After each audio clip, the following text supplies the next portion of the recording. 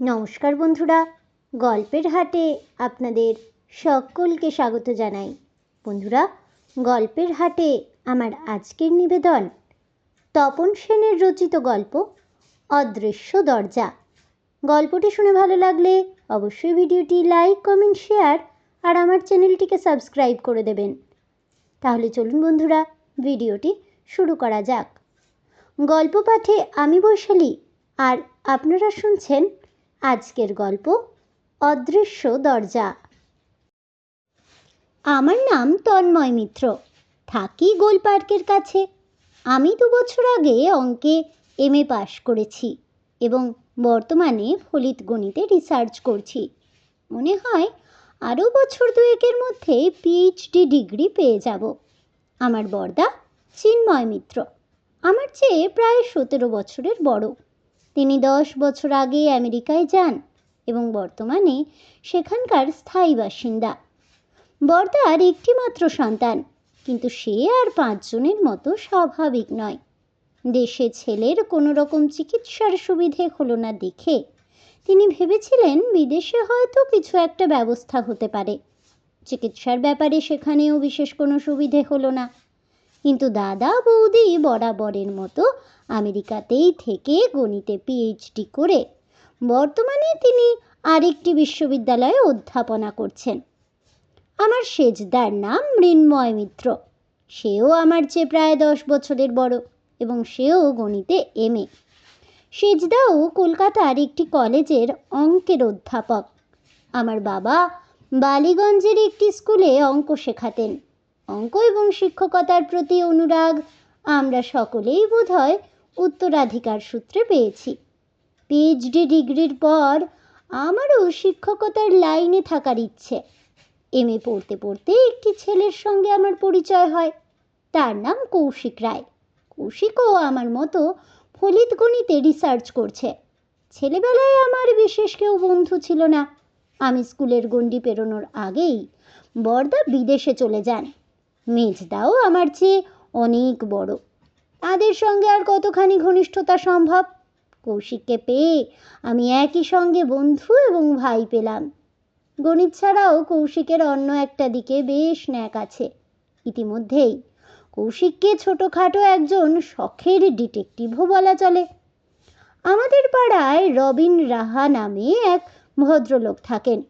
তাকে আমরা পাড়া শুদ্ধ সকলেই রবিনদা বলে ডাকি। বছরখানেক আগে রবিনদার বাড়িতে ডাকাতি হয়েছিল।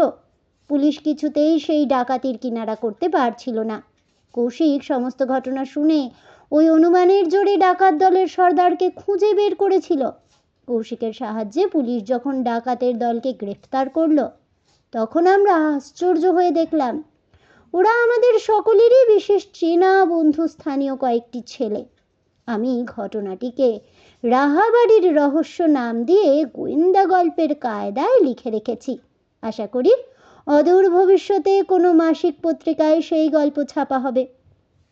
কৌশিকের যেমন বুদ্ধি আছে তেমনি বুদ্ধির গর্বও আছে।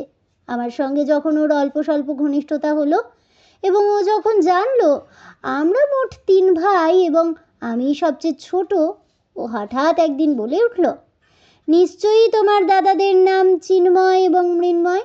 কেমন, ঠিক কি না? তুমি কিভাবে জানলে? ওর নির্ভুল অনুমান দেখে আমি ভীষণ অবাক হলাম। অনুমান বলতে পারো, লজিক্যাল অনুমান। কৌশিক বিজ্ঞের মতো হাসল। কৌশিকের মুখের হাসি দেখে আমার গা জ্বলে গেল, কিন্তু তবু জিজ্ঞেস করলাম, কিভাবে অনুমান করলে? সেটাই তো জানতে চাইছি। সব জিনিসকে 2 আর 2 4 মতো সহজে ব্যাখ্যা করা যায় না, বলল কৌশিক। যদি তুমি 3 ভাইয়ের মধ্যে বড় ভাই হতে এবং তোমার নাম যদি তন্ময় হতো, তবে অন্য ভাইদের নাম চিন্ময় এবং মৃন্ময় নাও হতে পারত। কিন্তু কেন? আমি ঈষৎ অধীর হয়ে বললাম। আমার অধৈর্য দেখে ও হাসল, বলল, এ প্রশ্নের উত্তর ভাষায় প্রকাশ করা শক্ত, মনে মনে অনুভব করতে হয়। তোমাকে একটা উদাহরণ দিচ্ছি। শরদিন্দু বন্দ্যোপাধ্যায়ের একটি গল্পে এক মেয়ের নাম ছিল চারুশীলা এবং তার ছোট বোনের নাম ছিল মেঘুশীলা। বড় মেয়ে চারুশীলা বলেই ছোট মেয়ের নাম মেঘশিলা রাখবার কথা মনে হয়েছিল গল্পের বাবা মায়ের। লেখকের মনের মধ্যে যাই থাকুক না কেন, তোমার বেলায়ও তাই। তোমার দাদারা চিন্ময় এবং মৃন্ময়, বুঝলে? আসলে তোমার দাদারা চিন্ময় এবং মৃন্ময় হয়েছে বলেই তুমি তন্ময় হয়েছ। আমি তন্ময় হয়েই ওর কথার মধ্যে যুক্তি খুঁজছিলাম, কিন্তু আমাকে নিরাশ হতে হলো। বললাম, তোমার ওসব উল্টোপাল্টা যুক্তি আমার মাথায় ঢুকবে না, তাই প্লিজ তুমি এবার থামো। কৌশিকের সঙ্গে এসব কথাবার্তা হয়েছিল আমাদের পরিচয়ের একেবারে গোড়ার দিকে। তারপর আমাদের ঘনিষ্ঠতা আরও অনেক বেড়েছে। বাবা মা মেজদা সবাই কৌশিককে বাড়ির লোক বলেই ভাবেন। গত বছর গরমের ছুটিতে বর্দা এসেছিলেন আমেরিকা থেকে। বর্দারও ওকে খুব পছন্দ হয়েছিল। আমি একদিন বর্দাকে বললাম, আমরা তো এখনো চাকরি টাকরি করি না, এখনো আমাদের হাতে সময় আছে। তুমি যদি ভিসার ব্যবস্থা করে দাও তবে 2-4 মাসের জন্য আমরা আমেরিকায় বেরিয়ে আসতে পারি। বর্দা বললেন, আচ্ছা দেখি। আমরা পাসপোর্ট তৈরি করালাম এবং ভিজিটার্স ভিসার জন্য দরখাস্ত করলাম। আমরা যতদিন আমেরিকায় থাকবো ততদিন দাদা আমাদের খরচের ভার নেবেন, এই মর্মে প্রতিশ্রুতি দিয়ে তিনি আমেরিকান কনসাল হাউসে চিঠি পাঠালেন। আমাদের কপাল ভালো, দুজনেরই ভিসা মিলল। আমরা গরমের ছুটির সময় আমেরিকা রওনা হলাম। ও দেশে গিয়ে প্রথম 2 সপ্তাহ ওদের ইংরেজি উচ্চারণ বুঝতে বেশ বেগ পেতে হয়েছিল। তারপর যখন ক্রমশ গা সওয়া হয়ে গেছে, দেখলাম আমেরিকার 12-13% মানুষ কালো, বেশ কিছু বিদেশি এবং বাকি সবাই সাদা মানুষ। এককালে আফ্রিকা থেকে কালো মানুষদের কৃতদাস হিসেবে ধরে আনা হয়েছিল। বর্তমানে দাস প্রথা উঠে গেছে। সাদা মানুষের মতো কালোরাও এখন আমেরিকার স্বাধীন নাগরিক। আমেরিকানরা সাধারণত বেশ হাসি খুশি প্রাণোচ্ছল মানুষ। এখানকার সর্বত্রই শনি এবং রবিবার ছুটি। সপ্তাহের 5টা দিন সকলে ভূতের মতো খাটে, বাকি 2 দিন যথাসাধ্য আরাম করে। মানুষের রোজগার ভালোই, কিন্তু খরচও যথেষ্ট। বেশিরভাগ মানুষই যা রোজগার করে সবই খরচ করে ফেলে, তবে অধিকাংশ মানুষেরই মোটামুটি দিন চলে যায়। 16 বছরের নিচের ছেলেমেয়েরা বাদে দেশের আবাল বৃদ্ধ বনিতা প্রায় সকলেরই একটা করে গাড়ি আছে এবং সবাই গাড়ি চালাতেও জানে। আমেরিকায় বন্দুক কেনার ব্যাপারে সরকারি বিধিনিষেধ প্রায় নেই বললেই চলে। ফলে ঘরে ঘরে সকলের হাতেই মারণাস্ত্র। তাই এদেশে সুইসাইড এবং হোমিসাইডের মতো সংখ্যা পৃথিবীর অন্য যে কোনো দেশের তুলনায় অনেক বেশি। এদেশের প্রায় সর্বত্র মাদক কেনা বেচা এবং ব্যবহারের ব্যাপারে বিধিনিষেধ ভীষণ করা। মাদক প্রস্তুত করা এবং বেচাকেনা করা 2 ঘোর বেআইনি, কিন্তু লোকের হাতে পয়সা আছে, তাই মাদকের ব্যবহারে কিছুই কমতি নেই। দেশের কিছু লোক লুকিয়ে মাদক প্রস্তুত করে।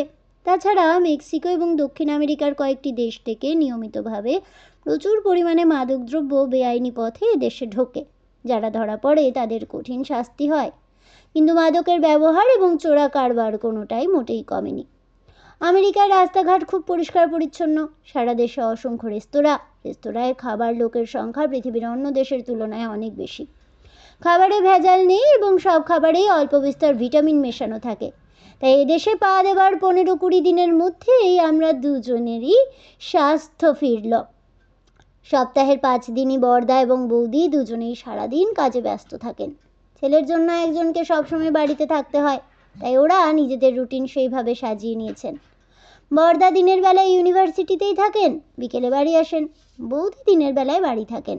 দাদা ফিরলে উনি একটা সান্ধ্য কলেজে পড়াতে যান। এদেশে সমস্ত কাজই সকলের নিজের হাতে করতে হয়। তারই মধ্যে দুজনেই আবার ব্যায়ামের আখড়ায় গিয়ে নিয়মিত ব্যায়াম করেন। শনি রবিবার ওরা আমাদের নিয়ে নানা জায়গায় বেড়াতে যায়, কিন্তু সপ্তাহের বাকি 5টা দিন আমাদের নিষ্কর্মার মতো ঘরে বসে কাটাতে হয়।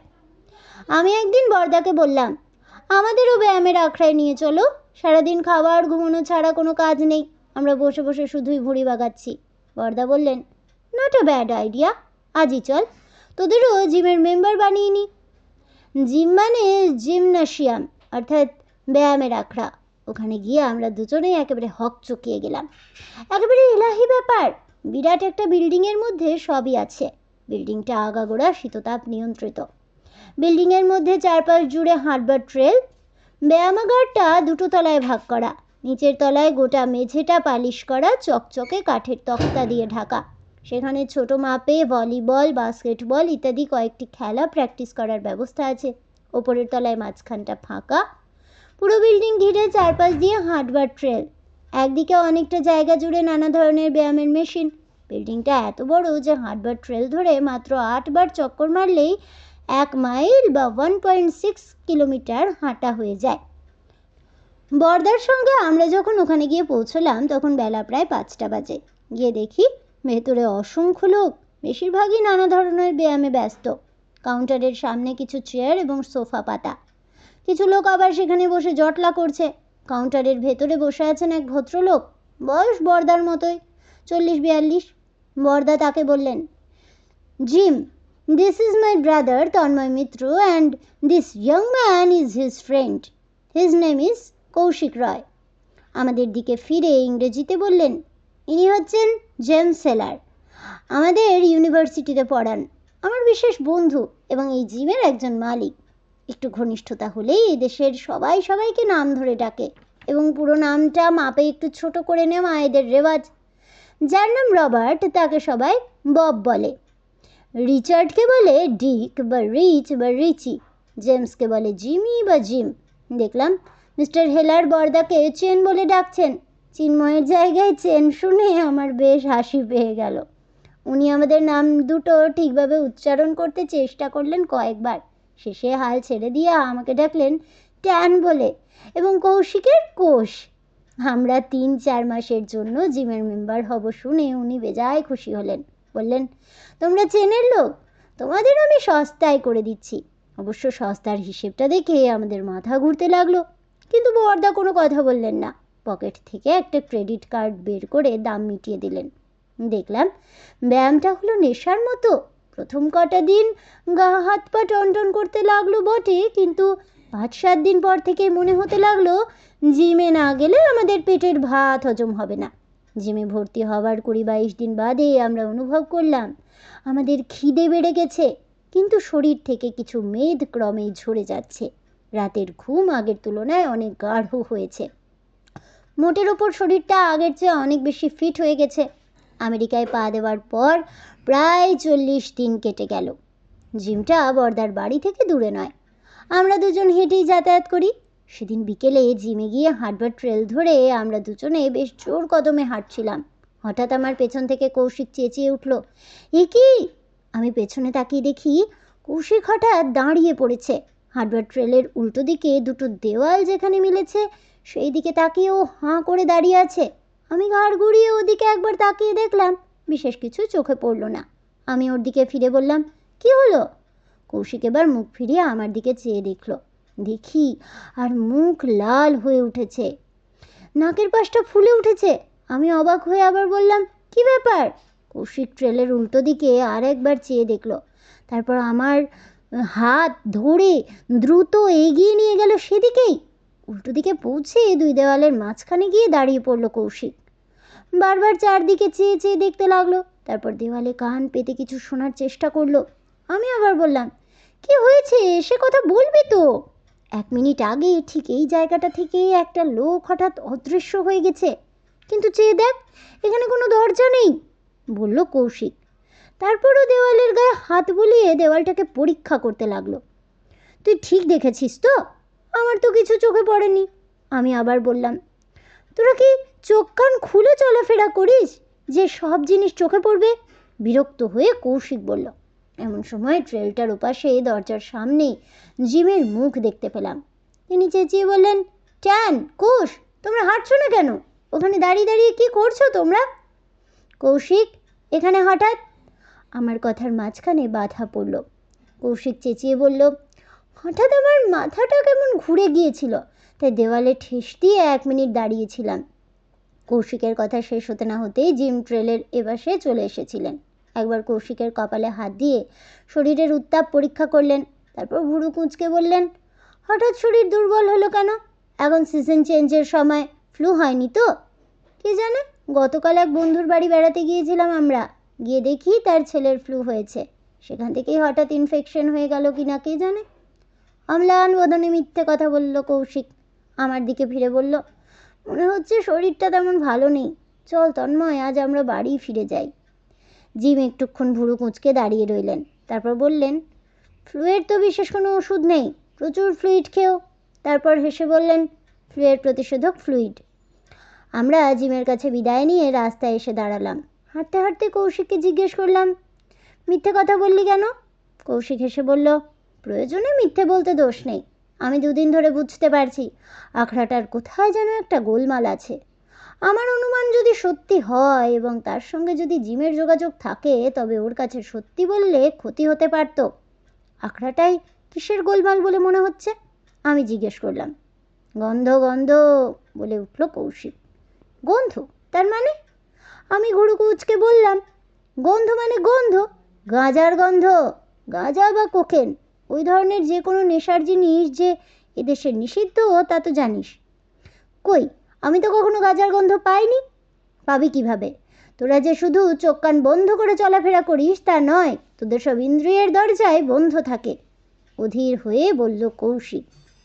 কৌশিকের উষ্মা দেখে আমার হাসি পেল। কৌশিক যখন রাহাবাড়ির রহস্য উদ্ঘাটন করছিল তখন রাগ করে একদিন আমাকে বলেছিল, তুমি যেরকম সমস্ত ইন্দ্রিয়ের দ্বার রুদ্ধ করে চলাফেরা করো তাতে কলকাতা শহরে তোমার পোষাবে না। হিমালয়ে গিয়ে নেংটি পরে যোগ সাধনায় নেমে পড়ো। তারপর আজ আবার ওয়াকিং ট্রেল থেকে একটা লোককে বেমালুম অদৃশ্য হয়ে যেতে দেখলাম। এটা তো স্বাভাবিক ঘটনা। কৌশিক বলতে লাগলো, জিমের ভেতর যে একটা গোলমাল আছে তাতে আমার সন্দেহ নেই। গাঁজার গন্ধ পেয়ে আমার মনে হয়েছিল খদ্দেরদের কেউ হয়তো গাঁজা টেনে ব্যায়াম করতে এসেছে। এখন মনে হচ্ছে বোধহয় তা নয়, এমনও হতে পারে জিমের মধ্যে কোনো একটা জায়গায় গাঁজা বা ওই ধরনের কোনো নেশার বস্তু লুকিয়ে রাখা আছে। পরদিন আমরা বেলা 2টোর মধ্যে জিমে গিয়ে পৌঁছলাম। জিম হেলার সাধারণত সেখানে এসে পৌঁছন 3টে নাগাদ। দেখলাম কাউন্টারে আজ অন্য এক ভদ্রলোক বসে আছেন। আমরা চিন্ময় মিত্রের আত্মীয় শুনে ভদ্রলোক বেজায় খুশি। বললেন, আমার নাম রিচি বেনেট, আমি জিম হেলারের কাজিন এবং এই ব্যায়ামাগারের আরেক মালিক। আমি জিজ্ঞেস করলাম, এরকম কাজিন? অনেক দূরের সম্পর্ক, বললেন ভদ্রলোক। আমার ঠাকুরদা এবং জিমের ঠাকুরদা 2 ভাই ছিলেন। আপনারা তো তবে একই ফ্যামিলির লোক, আপনাদের পদবি আলাদা হলো কিভাবে? কৌশিক ভুরু কুচকে বলল। রিচি হেসে বললেন, গুড অবজারভেশন। আমার ঠাকুরদা যখন খুব ছোট ছিলেন তখন তার বাবা মারা গিয়েছিলেন। ছেলেবেলা থেকে উনি মামার বাড়িতেই মানুষ। ঠাকুরদা নামের শেষে হেলার না লিখে তার মামার পদবি বেনেট লিখতেন। সেই থেকেই আমরা বেনেট হয়ে গেছি। আসলে আমরাও হেলার। এমন সময় জিম এসে উপস্থিত। রিচি জিমের দিকে ফিরে অনুযোগ জানালেন, আমরা দুজন যে কাজিন হই সে কথা এই ইয়ং ম্যানদের তুমি এখনো বলনি? জিম ঠাট্টার সুরে বলল, সত্যি বড্ড ভুল হয়ে গেছে। এমন দরকারি কথা ভুলে যাওয়া আমার অন্যায় হয়েছে। রিচি একটু হাসলেন, তারপর হঠাৎ বললেন, জিমি, তোমার ঠাকুমা তো অনেকদিন কলকাতায় ছিলেন। একবার তুমি ওদের সঙ্গে ঠাকুমার পরিচয় করিয়ে দিয়েছ তো? জিম 1 মিনিট ইতস্তত করলেন, তারপর বললেন, আমি ভুলে গিয়েছিলাম এরা কলকাতার ছেলে।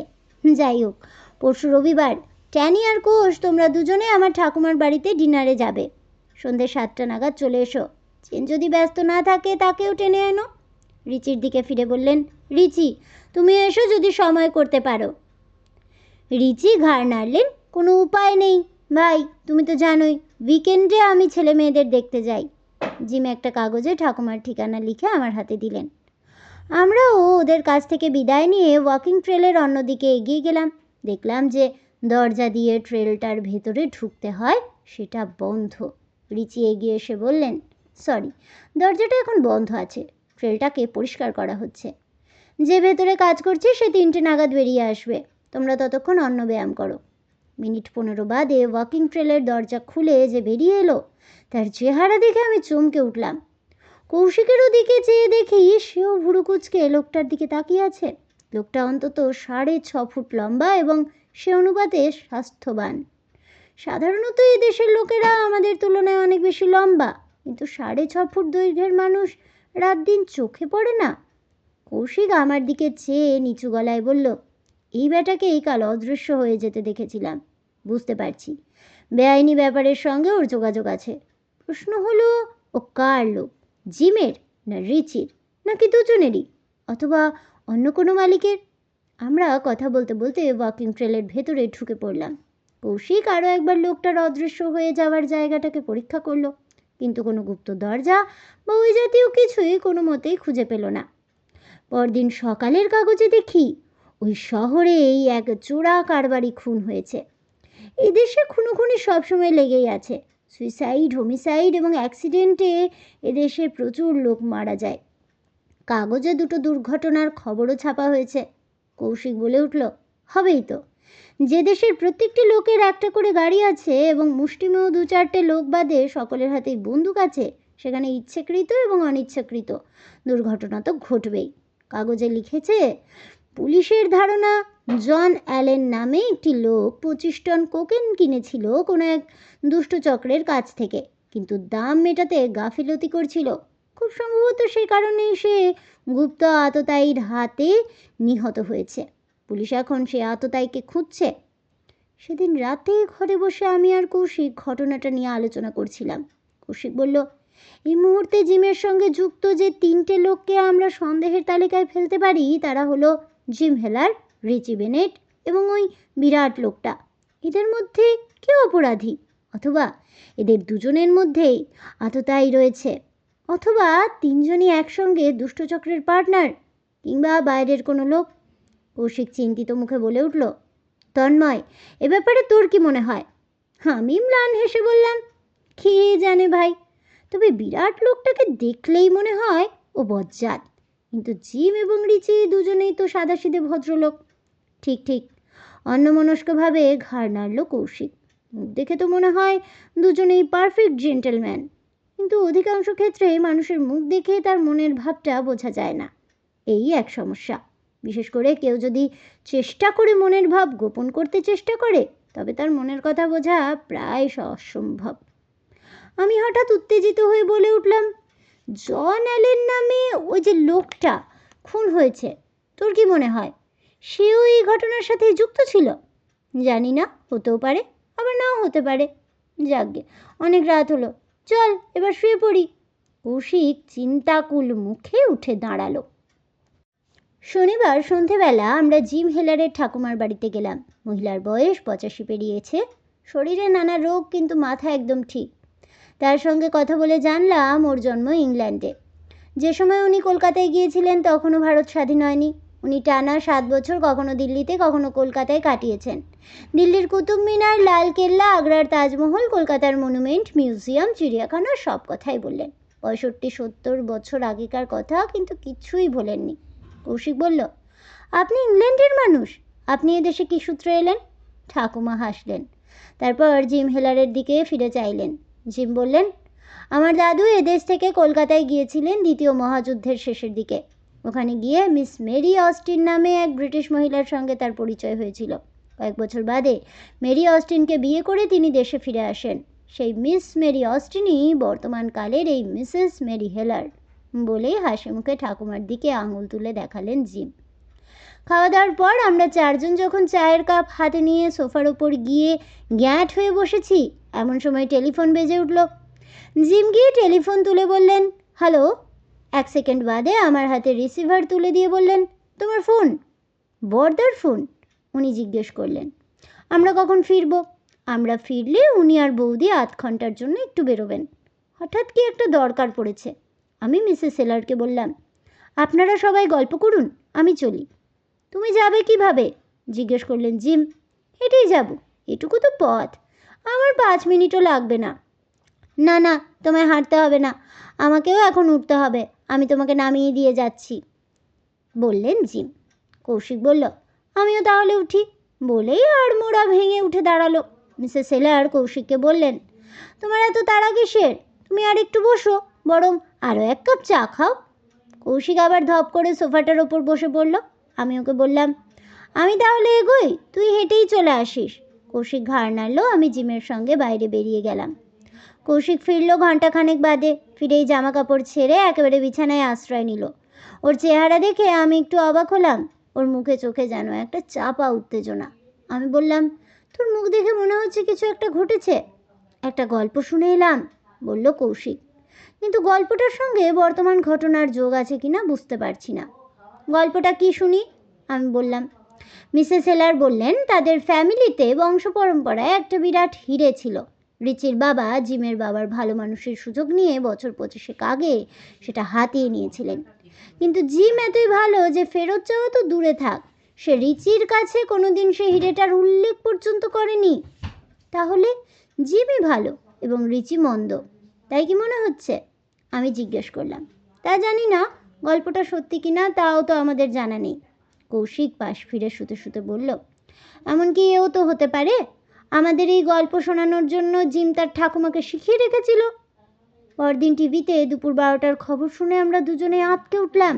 যিনি খবর পড়েন তিনি দুঃখের সঙ্গে জানালেন, কিড স্ট্রিটের অধিবাসী মিস্টার রিচি বেনেট আন্দাজ ভোর 4টে নাগাদ নিজের বাসভবনে প্রাণত্যাগ করেছেন। মিস্টার বেনেটের মৃত্যু সুইসাইড না হোমিসাইড সে ব্যাপারে পুলিশ মনস্থির করতে পারছে না। পুলিশ প্রথমে ভেবেছিল তাকে হত্যা করা হয়েছে, কিন্তু তার গৃহে চুরি ডাকাতির কোনো চিহ্ন পাওয়া যায়নি বলে পুলিশ হত্যা সম্পর্কে একটু ধাঁধায় পড়েছে। সে যাই হোক, এ ব্যাপারে তদন্ত চলছে। আমি মুখ তুলে দেখি কৌশিকের মুখ লাল হয়েছে, নাকের পাশটা ফুলে উঠেছে। ও উঠে গিয়ে টেলিফোনটা তুলে একটা নাম্বার ডায়াল করলো। একটু বাদে ওকে বলতে শুনলাম, আপনাকে কাল ফোনে যে জায়গাটার কথা বলেছিলাম এখনই সেখানে চলে যান। জানলাটা 1 সেকেন্ডের জন্য চোখের আড়াল করবেন না। আমি বেলা 2টো নাগাদ রাস্তাটার মোড়ে আপনার সাথে দেখা করব।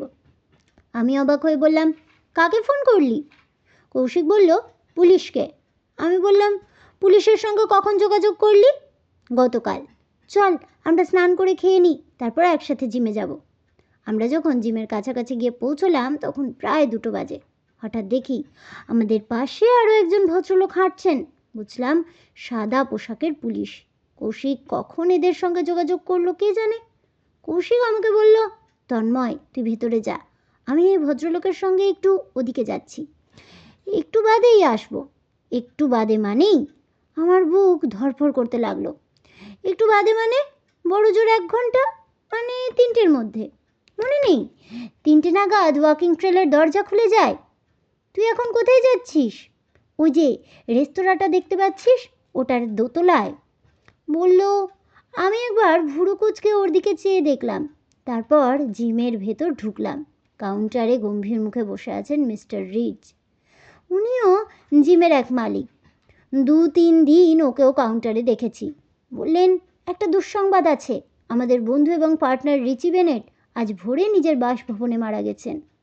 আমি ভদ্রলোককে সহানুভূতি জানালাম, তারপর বললাম, মিস্টার হেলার কোথায়? তার তো আসতে রোজই 3টে বেজে যায়। বললেন মিস্টার রিড।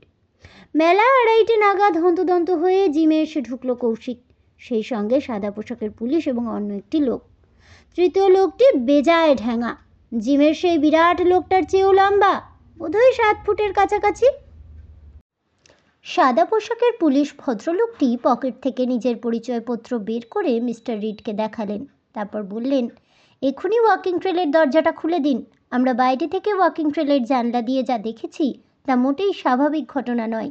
মিস্টার রিড আমতা আমতা করলেন, কিন্তু কোনো কিন্তু নেই।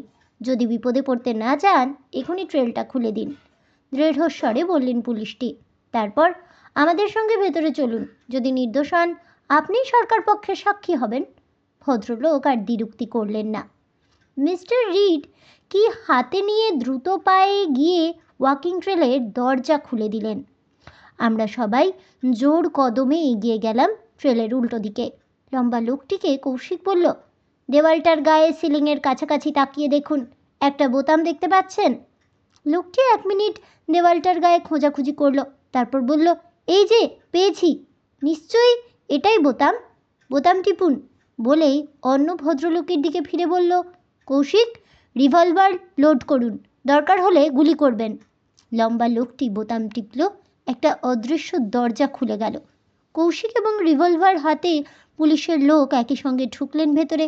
আমরা ওদের পেছনে ঢুকলাম। ভেতরে ছোট একটা ঘর, ঘরের মাঝখানে কাঠের টেবিল, টেবিলের সামনে গোটা কয়েক চেয়ার। 2টো চেয়ারে বসে আছেন জিম হেলার এবং সেই বিরাট লোকটি। আমাদের ওখানে হঠাৎ ঢুকে পড়াটা এমন অতর্কিত এবং অপ্রত্যাশিত যে ওরা প্রস্তুত হওয়ার সময় পেলেন না। পুলিশের লোক 2জন দ্রুত এগিয়ে গিয়ে ওদের হাতে হাতকড়া পরিয়ে দিলেন। লম্বা লোকটি কোনো প্রতিবাদ করল না। মিস্টার হেলার চেঁচিয়ে উঠলেন, আমার অপরাধ?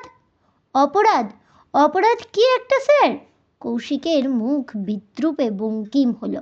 একটা অপরাধের প্রমাণ এই, বলতে বলতে দেওয়ালের গায়ের একটা বোতামে চাপ দিয়ে একটা দেরাজ খুঁড়ে ফেলল কৌশিক।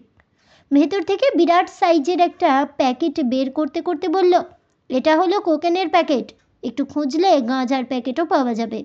আপনারা যে গাঁজা টানছিলেন সে তো ঘরে ঢুকেই আমি টের পেয়েছি। কৌশিক তবুও কি যেন খুঁজতে লাগলো চারদিকে। মিস্টার হেলার চেঁচিয়ে উঠলেন হঠাৎ, আবার কি চাই? তোমাদের কি ধারণা হিরেটাও আমি চুরি করে এনে এখানে লুকিয়ে রেখেছি? আপনি কিভাবে জানলেন আমি হিরেটাই খুঁজছি? কৌশিকের মুখ বিদ্রূপে বঙ্কিম হলো আবার। খুনের সময় আপনি অকুস্থলে উপস্থিত ছিলেন বুঝি? বলতে বলতে এক ধাক্কা দিয়ে টেবিলটাকে উল্টে ফেলল কৌশিক। দেখা গেল টেবিলের তলায় কয়েকটা ছোট ছোট প্যাকেট লাগানো আছে।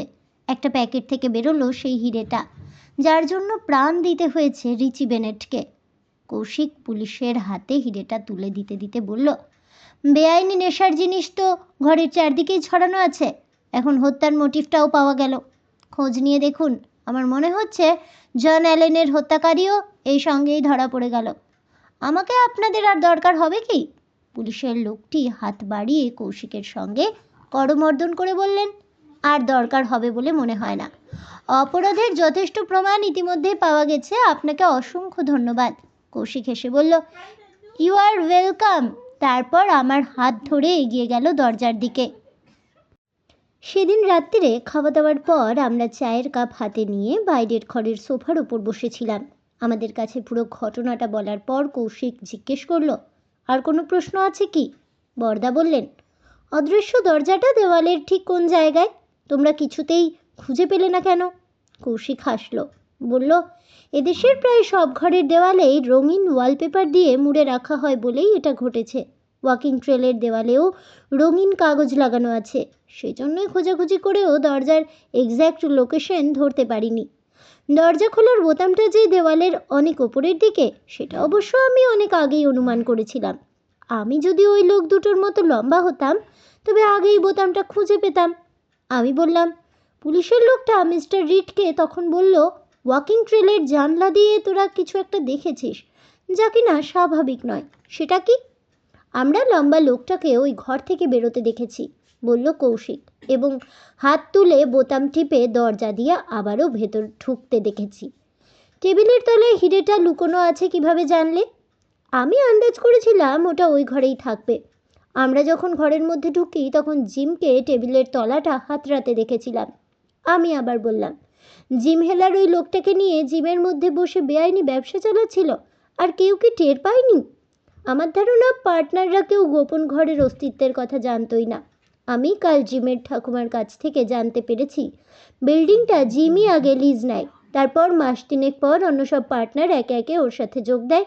আমার অনুমান প্রায় 3 মাসের মধ্যেই জিমি ওই গোপন ঘরটা ওখানে প্রস্তুত করিয়েছিল। রিচি বেনেটের ছেলে মেয়েদের কি হবে এখন? জিজ্ঞেস করলেন বৌদি। কৌশিক অনিশ্চিতভাবে মাথা নেড়ে বলল, আমি ঠিক বলতে পারবো না, এদেশের আইন কানুন তো কিছুই জানি না। তবে আমি খবর নিয়ে জেনেছি রিচির উইলের বেনিফিশিয়ারি হলো রিচির ছেলে এবং মেয়ে, ওরা সমান অংশীদার। জিমের প্রপার্টি বিক্রি করে নিশ্চয়ই রিচির নাবালক ছেলে মেয়েদের কিছু ক্ষতিপূরণ দেওয়া হবে। বরদা চেঁচিয়ে দাঁড়িয়ে বললেন, কথায় বলে নেকি স্বর্গে গেলেও ধান ভানে, আমেরিকায় এসেও তুমি কেরামতি দেখালে। Well done Kaushik, congratulations. রাত হলো, যাই এবার শুয়ে পড়ি গিয়ে। তাহলে বন্ধুরা, আমার আজকের এই গল্পটি শুনে কেমন লাগলো অবশ্যই আমাকে কমেন্টে জানাবেন। ভিডিওটি ভালো লেগে থাকলে লাইক শেয়ার করতে ভুলবেন না। আমার চ্যানেলের নতুন বন্ধু হয়ে থাকলে চ্যানেলটিকে সাবস্ক্রাইব করে দেবেন। পাশে থাকা বেল বাটনটি প্রেস করে রাখবেন নতুন গল্পের নোটিফিকেশন পাওয়ার জন্য। ফিরে আসছি পরবর্তী গল্প নিয়ে। ততক্ষণ সবাই ভালো থাকুন, সুস্থ থাকুন, আর অবশ্যই সঙ্গে থাকুন আর দেখতে থাকুন গল্পের হাট।